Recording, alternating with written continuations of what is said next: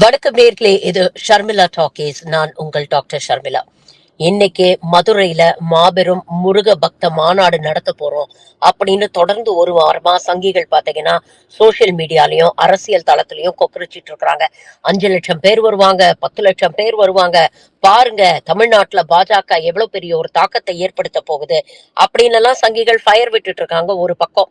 இன்னொரு பக்கம் என்ன சொல்றாங்க அப்படின்னு பாத்தீங்கன்னா, தொடர்ந்து இந்த முருகன் மாநாட்டை பற்றிய உண்மையை வெளிப்படுத்தக்கூடியவர்களை பாருங்க, எங்களை பார்த்து பயந்துட்டாங்க, எங்களை பார்த்து மிரண்டுட்டாங்க, தமிழ்நாட்டு மக்கள் எங்க பக்கம் இருக்காங்க அப்படிங்கறத திமுகவாலேயோ திமுக ஆதரவாளர்களாலேயோ தாங்கிக்க முடியல, அதனால இப்படிப்பட்ட ஒரு பிரச்சாரங்கள் எல்லாம் பண்றாங்க அப்படிங்கிற ஒரு பில்டப்பையும் பண்ணிட்டு இருக்காங்க.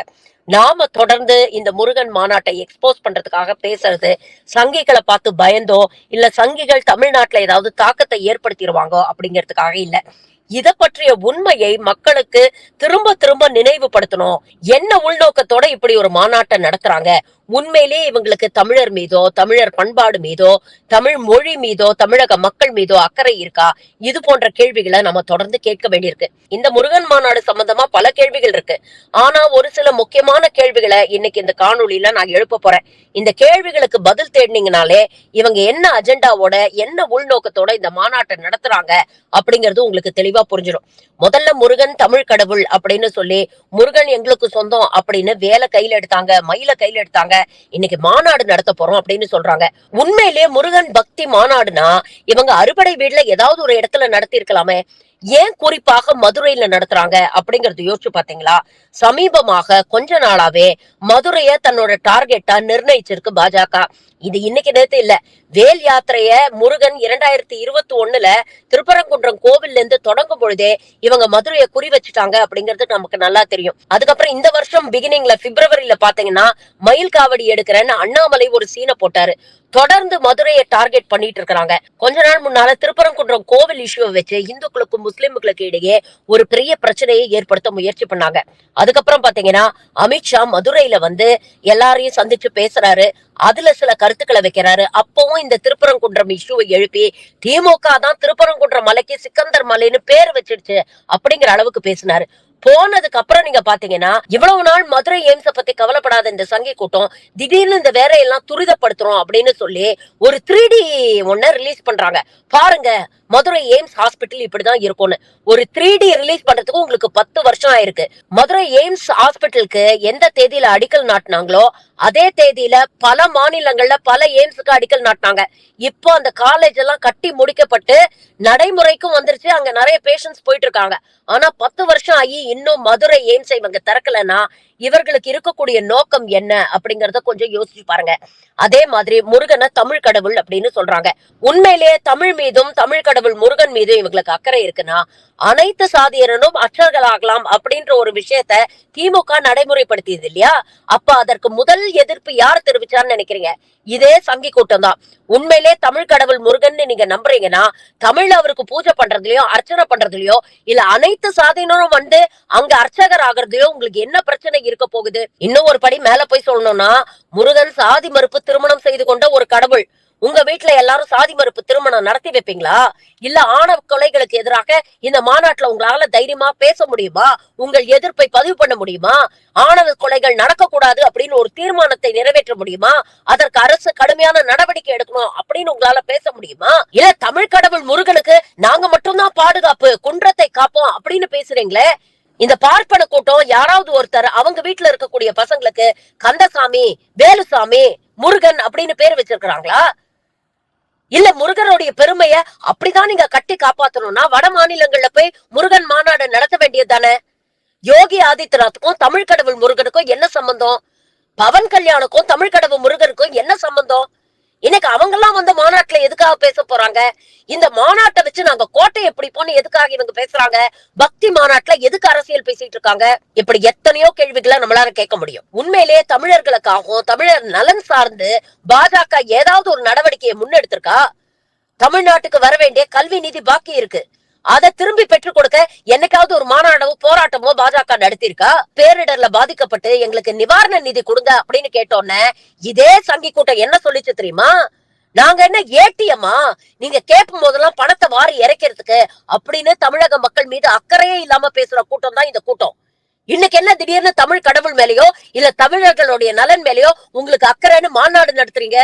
நியாயமாக தமிழர்களுக்கு வர வேண்டிய உரிமைக்காக என்னைக்காவது களத்துல இறங்கி நீங்க போராடிட்டு இருக்கீங்களா? உண்மையிலே தமிழர்கள் பாரம்பரியத்துல உங்களுக்கு அக்கறை இருக்குன்னா இவங்க என்ன பண்ணிருக்கணும்? கீழடியில தமிழக பாரம்பரியம் எவ்வளவு தொன்மையானது அப்படிங்கிறதுக்காக ஆதாரங்கள் கிடைச்சிருக்கு. ஆனா அப்படி சமர்ப்பிக்கப்பட்ட அறிக்கையை ஏற்றுக்கொள்ள மாட்டோம், இதுக்கு எங்களுக்கு மேலும் ஆதாரம் தேவைன்னு இந்த அரசாங்கம் இழுத்தடிச்சுக்கிட்டு இருக்கு. ஏன் பிள்ளையார் தான் முதல்ல பிளாஸ்டிக் சர்ஜரியை கண்டுபிடிச்சாரு அப்படின்னு பேசும்பொழுது உங்களுக்கு ஆதாரம் தேவைப்படலையே? சிந்து சமவெளி நாகரிகத்தை சிந்து சரஸ்வதி நாகரிகம்னு பேர் மாற்றும் போது எந்த ஆதாரத்தின் அடிப்படையில பேரை மாத்துறீங்க? கோமியம் சர்வரோக நிவாரணின்னு பேசுறீங்களே, எந்த அறிவியல் ஆதாரத்தின் அடிப்படையில் அதை பேசுறீங்க இல்ல அதை ப்ரமோட் பண்றீங்க? அதற்கெல்லாம் உங்களுக்கு ஆதாரம் தேவைப்படல. ஆனா தமிழர்களுடைய தொன்மையை உலகுக்கு பறைசாற்றக்கூடிய இந்த அறிக்கையை ஏற்றுக்கொள்றதுக்கு உங்களுக்கு ஆதாரம் தேவைப்படுதா? இவங்க இந்த மத அரசியலை இன்னைக்கு நேத்துதான் கையில எடுக்கிறாங்களா அப்படின்னு பாத்தீங்கன்னா இல்ல. இவங்க அரசியலே இந்த மத அரசியல் சாதி அரசியல் சம்பந்தப்பட்ட விஷயங்கள் தான். இதையேதான் மற்ற மாநிலங்கள்ல இவங்க செஞ்சுக்கிட்டு இருக்கிறாங்க. மற்ற மாநிலங்கள்ல மற்ற கடவுள்களை தூக்கி பிடிக்க வேண்டியது, தமிழர்களை இழிவுபடுத்த வேண்டியது. இங்க வந்துட்டு ஒரு 4 திருக்குறள் சொல்லிட்டு தமிழ் கடவுள் முருகனுக்கு நாங்க தான் பாதுகாவலர் அப்படின்னு சொன்னா நம்புறதுக்கு தமிழக மக்கள் என்ன முட்டாள்களா? டெல்லியில 6000 தமிழர்கள் குடும்பம் ஓவர் நைட் எந்தவித முன்னறிவிப்பும் இல்லாம புல்டோசர் வச்சு அவங்க வீட்டெல்லாம் இடிச்சு தள்ளிட்டு இன்னைக்கு அவங்க நடுத்தருவில் நிக்கிறாங்க.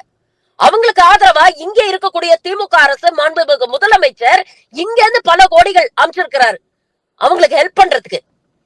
இவங்கதான் தமிழர்கள் மீது அக்கறை கொண்டவர்களா? ஒரிசா தேர்தல் போது அமித்ஷா என்ன பேசினாரு?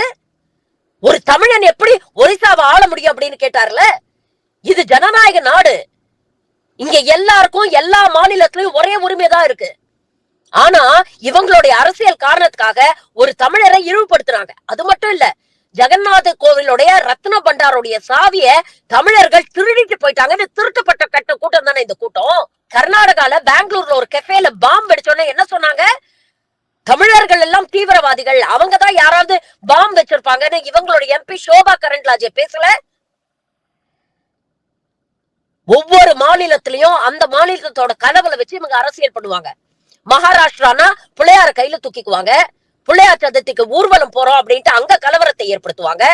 கேரளால இதே மாதிரிதான் ஐயப்பன் கோவில்ல ஒரு பெரிய பிரச்சனை வந்து பெண்கள் எல்லாம் ஐயப்பன் கோவிலுக்கு போகலாம் அப்படின்னு கோர்ட் சொன்னதுக்கு அப்புறமும் இந்த சங்கி கூட்டம் அங்க பிரச்சனை பண்ணிச்சு. 2024 தேர்தல் வரைக்கும் ஜெய் ஸ்ரீராம் ஜெய் ஸ்ரீராம்னு ராமரை தலைமையில தூக்கி வச்சு கொண்டாடினாங்க. ஆனா எந்த அயோத்தியால இவங்க ராமர் கோவில் கட்டினாங்களோ அதே அயோத்தியால மக்கள் இவர்களுக்கு படு தோல்வியை கொடுத்தாங்க. உடனே என்ன பண்ணாங்க? வெக்கமே இல்லாம ராமரை தூக்கி போட்டுட்டு அடுத்து ஒரிசா தேர்தலுக்கு ஜெய் ஜெகநாத்னு ஜெகநாதரை கையில எடுத்தாங்க. கர்நாடகால என்ன பண்ணாங்க? ஜெய் பஜரங்க பலின்னு ஹனுமான கையில எடுத்தாங்க. கேரளாவுக்கு போனா சுவாமியே சரணம் ஐயப்பான்னு சொல்ல வேண்டியது. இங்க வந்தா கந்தனுக்கு அரோகரா. இப்படி சொல்லி சொல்லியே நமக்கெல்லாம் அரோகரா போட நினைக்குது இந்த கூட்டம்.